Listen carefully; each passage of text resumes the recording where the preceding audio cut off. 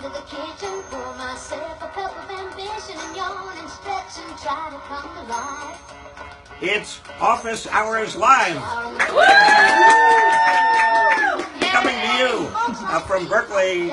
Here we are in my office. I'm live, and you're live, and we're all live. And it's 9 to 5. And what a way to make a living. That's what I keep saying. We got to turn Dolly Parton off, but I'll tell you what, if any of you knows Dolly Parton, will you please communicate to her that I really want to meet her. I'd like to have her on this little Facebook show, but even without the Facebook show, I mean, just coffee or anywhere. Dolly? All right, today we have a lot to talk about. This program is about, and share this. Make sure your friends, acquaintances, Republicans, everybody knows that we are on live right now, and we're going to take your questions in a little while. Also, there's a little button, I think, somewhere up there that you ought to push if you want to subscribe. I don't really understand the technology. Couple of things going on. First of all, Bernie Sanders, Hillary Clinton, a debate tonight. That debate is probably, well, it's in the shadow, obviously, of the upcoming, in the reverse shadow of the upcoming Tuesday's New York primary. But they're going to be debating a lot of things, and I have heard from people in the Hillary Clinton campaign that one of the things she wants to talk about is Bernie Sanders' comments about busting up the banks. And as some of you might remember, he was asked by the New York Daily News how he would bust up the banks. He said that he didn't know exactly how the Federal Reserve would do it, but he was going to do it under the Dodd-Frank Act. And he got a lot of criticism from it, and Hillary Clinton says he doesn't know what he's talking about. Well, actually, Bernie is right. The Fed has very questionable authority, direct authority in terms of breaking up the big banks. I'll get to that in a moment. But it's irrelevant to a president. What a president has is authority under the Dodd-Frank Act. It's not under the Fed. It's under the Dodd-Frank Act to initiate proceedings. So Bernie was exactly right. Bernie, you did it right. Which gets me to this. This is a problem. The big banks failing. We have sound effects today. You know, we have an audience crowded into my little office here. The big bank, this is important in terms of the debate Tuesday. It's also important that you know. Because the big banks, biggest banks, five biggest banks, or five of the biggest banks on Wall Street, just failed a very important test.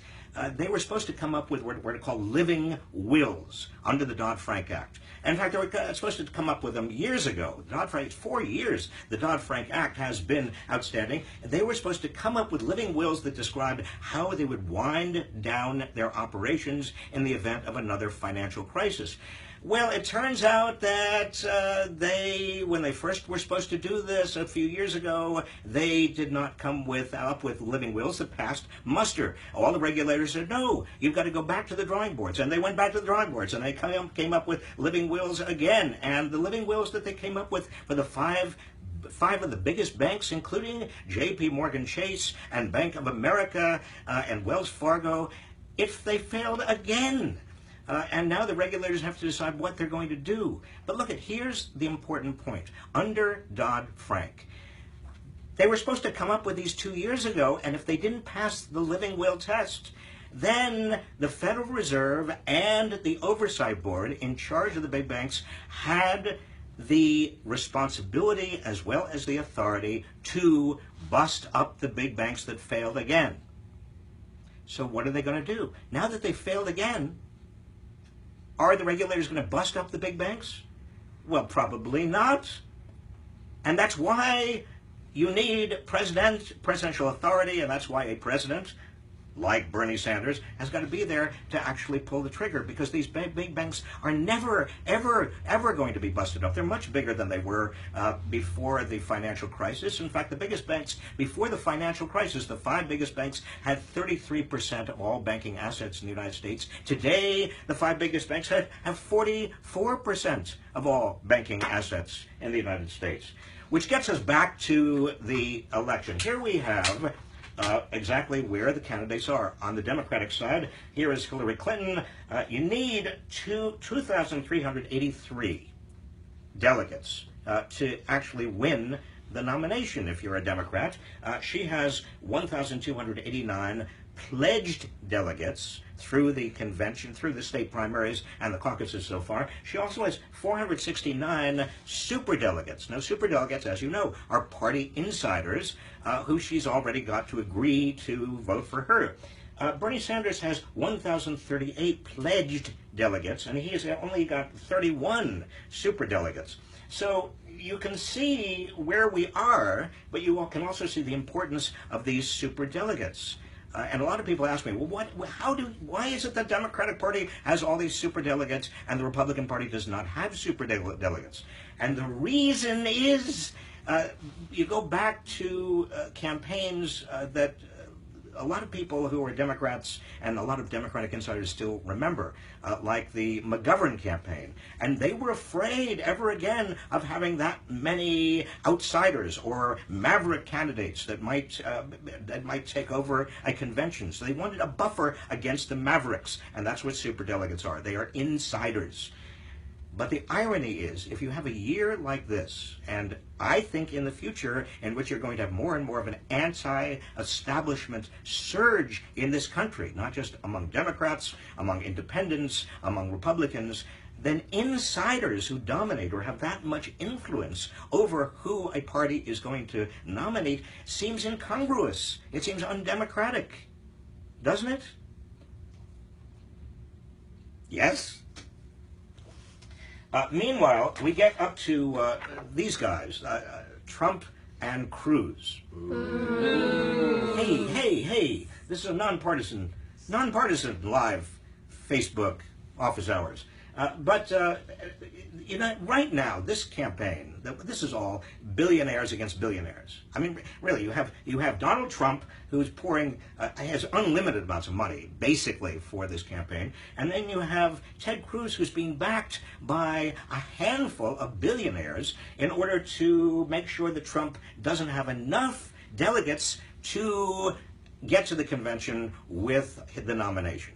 But these billionaires who are backing Cruz don't really want Cruz to be the winner. I mean, they're backing Cruz so that there's a brokered convention, so that the Republicans don't have Trump as the winner going into the Republican convention. What they really want from a brokered convention, which means essentially the pledged delegates, once nobody wins on the first round of voting, the pledged delegates are all released.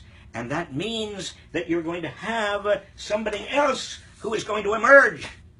Hey, let me speak. This guy is Paul Ryan. Now, Paul Ryan said just yesterday, I think it was, or maybe the day before yesterday, I don't want to be president. I am not interested in being president. But remember, this is the same Paul Ryan who, when people were talking about him for Speaker of the House, said, I don't want to be Speaker of the House. I'm taking my name out from being Speaker of the House. He is now Speaker of the House. Does that tell you something? When a politician says, I don't want to be blank, Speaker of the House, President, whatever, what that really means, translated into normal English, is, I am so excited and so obsessed by the possibility that I might actually get whatever it is, and I want everybody else to know that a lot of people are talking about me for that office. And Paul Ryan is the establishment candidate. John Kasich of Ohio might otherwise be, but Paul Ryan is more reliably establishment. And that's why he is likely to emerge as the Republican candidate. Here's where things stand right now. On the Republican, you can see Trump with 745 and Cruz with 529. And again, you need 1,237. I don't want to bother you and bore you with all these numbers, but you should also know that the New York primary, Tuesday, is quite significant because there are a lot of delegates at stake in both parties in the New York primary. On the Democratic side, the New York primary, you should know, is a closed primary, which means that if you are an independent and you are not a registered Democrat, and it's too late to register as a Democrat if you're not already registered as a Democrat, you can't vote in the New York primary. And a lot of Bernie Sanders supporters have been independents, which may tell you something about the New York primary. You also have the governor of New York and Bill de Blasio, the mayor of New York City, and all of the Democratic establishment in New York, and all the newspapers, the New York Times, etc., all supporting Hillary Clinton. But strange things have happened in this campaign up till now. I am not predicting what is going to happen, but I am predicting that Monday will be tax day. Tax day. Are you cheering? You like to pay taxes. Do you like to pay taxes? You know, Oliver Wendell Holmes, the great jurist in America, say taxes are the price we pay for a civilized society. So can I just hear it for tax day? But look at one thing you ought to know. If the Republican candidates are going to make tax day even more miserable than it is right now for you, unless you are extraordinarily wealthy. Because, for example, Donald Trump wants to change the highest marginal tax rate from their 39.6% down to 25%. And what that means, if you are in the 1/10 of 1% at the very top, that means you are going to have a tax cut of an average of $1.3 million a year. Donald Trump is rewarding you.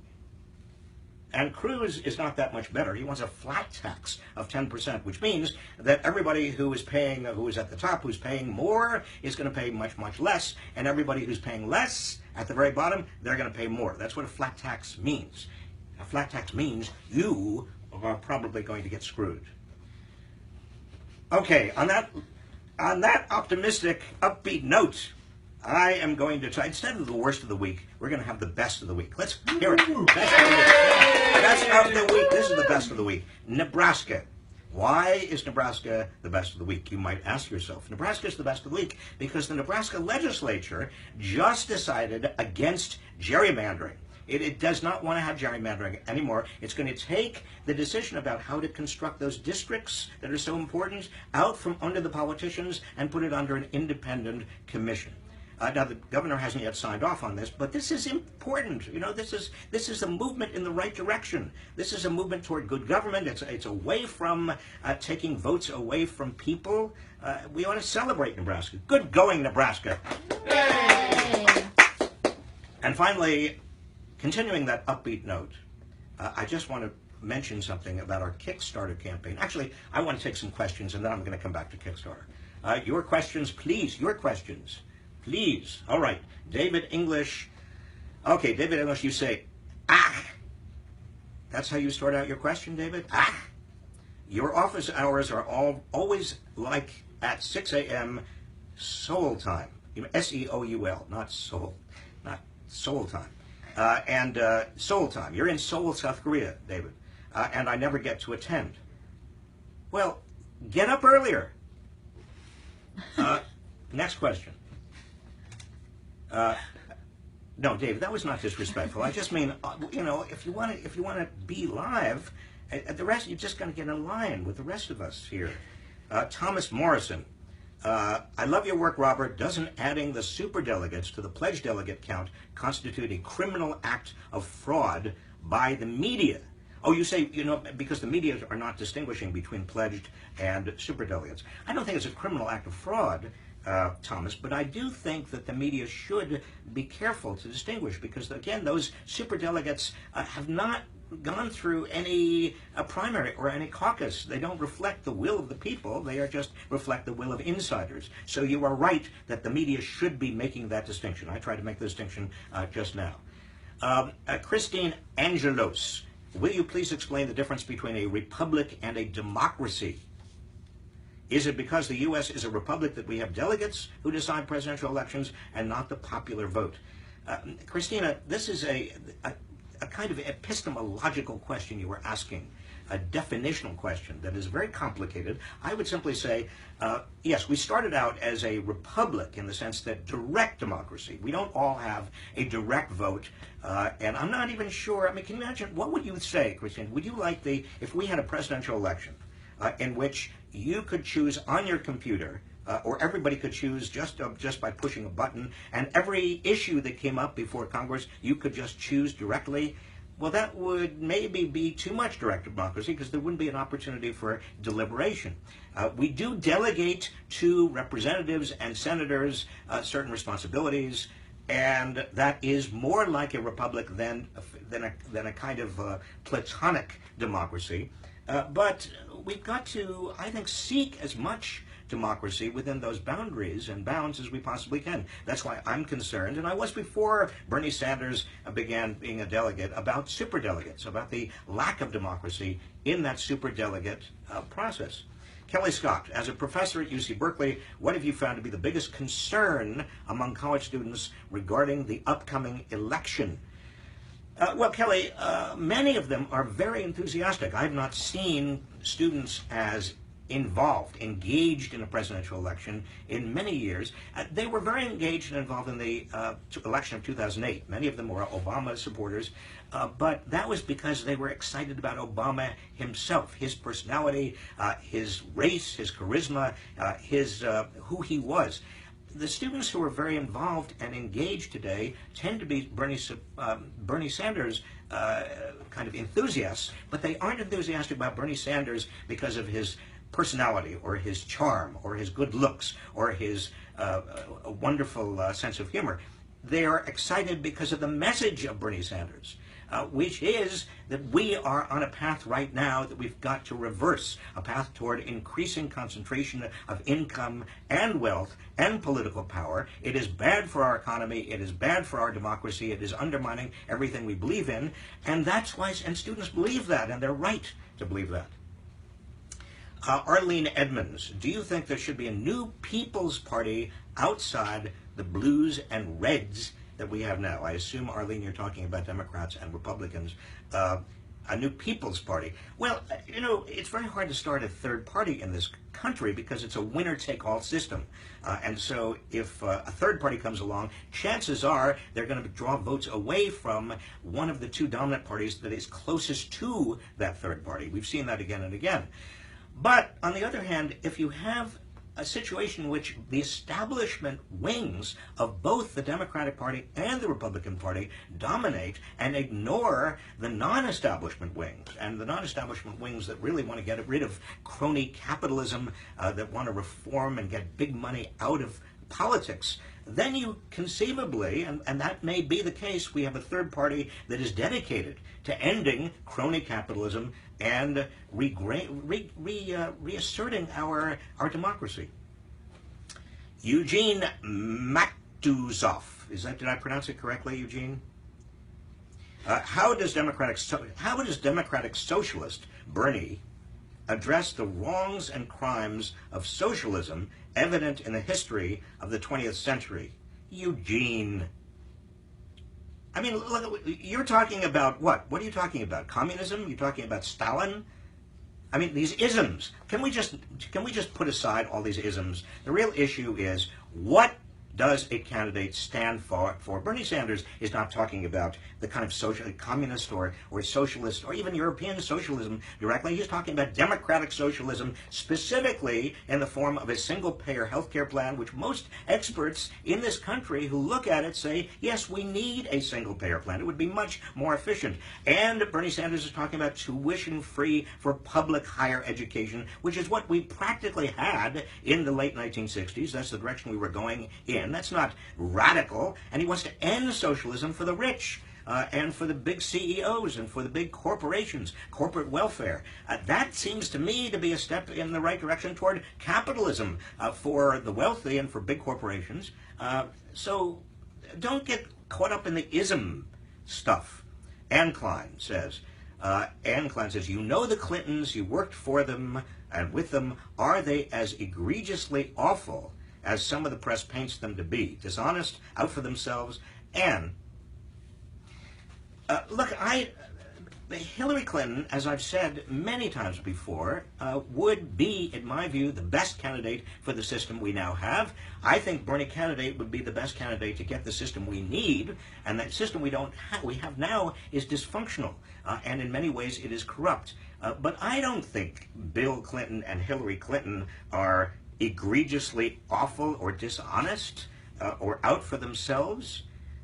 You know, we've got to take down the tone of acrimony, particularly Democrats. I mean, I have Democrats who are angry with me for supporting Bernie Sanders and angry with Hillary, and others who are angry with Hillary Clinton. We're going to need each other.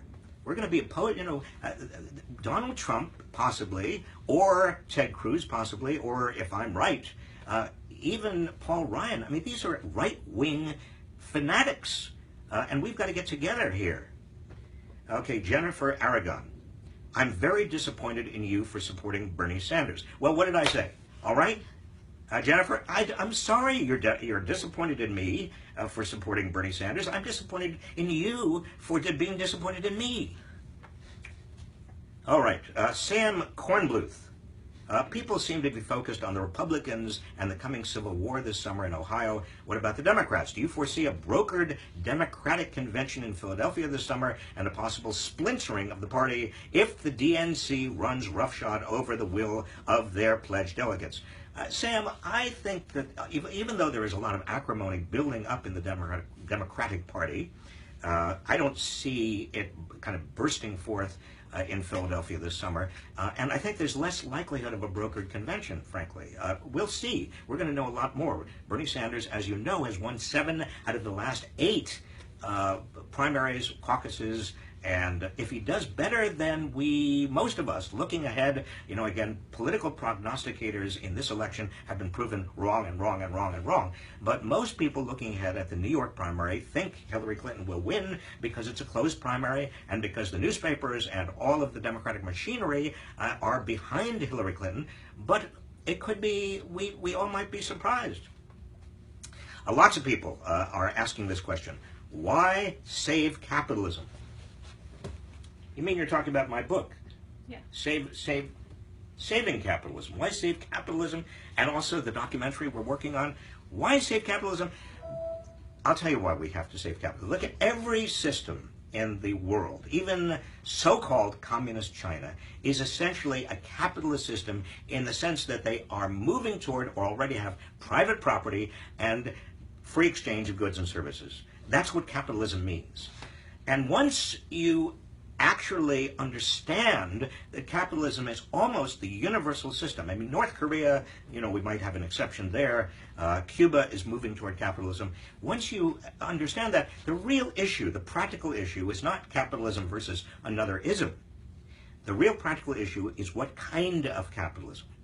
Do you have a capitalism that is working for the vast majority, whose circle of prosperity is widening, whose democratic responsiveness is growing? Or do you have a capitalism like the capitalism we have here in the United States moving in the opposite direction, where almost all of the gains increasingly are going to the top, and when political power is also at the top? And I think that we've got to reform capitalism. We've got to make sure that it works for all of us. We've done it before in this country. We've done it a little bit in the 1830s. We did it between 1901 and 1916 in the Progressive era. We did it again in the 1930s in the Great Depression. We had to. We did it again to some extent in the 1960s. Voting Rights Act, Civil Rights Act, the very important pieces of legislation that were represented by such things as Medicare and Medicaid and the Environmental Protection Act. I mean, we can take the rough edges off capitalism and make capitalism work for the people. Did I answer your question? All right. Daria Rylkova. To reduce inequality and maintain employment, is it necessary to also introduce a cap on the maximum earnings, including bonuses and stock options, or the fraction of maximum to minimum wage within an industry? Daria, you're talking about CEO pay. CEO pay has obviously gone through the stratosphere. I mean, the typical CEO of a big company in the 1960s was earning about 20 times the typical worker. And then in the 1980s, the typical CEO of a big company was earning about 100 times that of the typical worker. And now, the typical CEO of a big company is earning 300 times the pay of a typical worker. And that not only is demoralizing to a lot of people. I mean, they say, well, I'm working in this company, but everything's going to him or her or the top executives. But it's also bad for shareholders because shareholders are losing out. A lot of the profits of the company are being pocketed by the executives and the top executives. It's a bad system. It's a perverse incentives system. We need to move back to the kind of capitalism that we were moving toward in the first 3 decades after the Second World War, which I would call, instead of kind of shareholder capitalism, stakeholder capitalism. In which there was a much more concern on the part of a company for stakeholders other than top executives and even shareholders, where communities were thought of as part of the responsibility of big corporations, and also, importantly, workers. I could go on. There's a lot more to say about this, but nobody wants to hear me just blather. Casey Burns. Hi, Robert. Hi, Casey. Here are some observations from the flute-making trenches. Flute-making. Casey, you make flutes.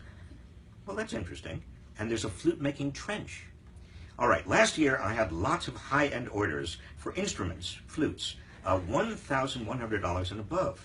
Casey, this is fascinating. I've never talked to anybody who is a flute maker. This year, hardly any orders starting in January. In general, does it seem like the economy is worse this year compared with last, or is the economy in some sense on hold until the election is sorted out? Well, Casey, I don't know much about the flute industry, but I can tell you that the economy actually is not growing very much, if at all. Retail sales are down. There are a lot of warning signs around the economy, even though the unemployment figures look better and better, but what the unemployment figures don't show is the percentage of the possible workforce, people in working age who are not in the workforce, and median wages. The typical family is actually earning less adjusted for inflation today than that typical family was earning 16 years ago. So I'm not surprised that people are running out of their savings. You have a big baby boom generation that are within sight of retirement. They need to start saving. And so a lot of people are not out there buying flutes or anything else because they are either saving or they can't afford it. 2/3 of Americans, 2/3 are living paycheck to paycheck. So this is, what we're seeing is the consequence of an economy growing more and more and more unequal. And that should concern everybody. It should concern CEOs and people at the top, because who's going to buy all the stuff that these corporations produce if not the giant American middle class and below? 70% of the American economy is consumer spending, but consumers don't have the dough. Even Sand. That's your name, actually. It is. Even Sand. Evan Sand. Just got Saving Capitalism. Great book. Thank you. My question is, do you believe that a carbon tax would be a good idea? Evan, I do believe a carbon tax is a good idea in terms of reducing climate change.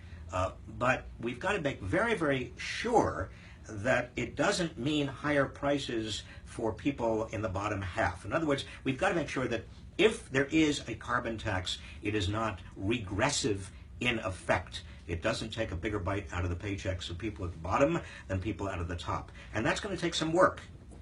And we have last question. This better be a good question. This is from Julia Gillespie Goulan.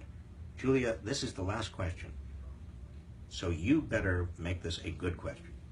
This campaign has offered us the opportunity to change the course of history. Can you give us an idea of just what it means to you? In other words, to me. We are so grateful for you. Well, thank you, Julia. I think that this is a critically important election. Oh, I didn't even put up my sign. This is about the New York primary coming up. I bought this. I thought it was sort of good, kind of New York primary mood setting, and I didn't even use it.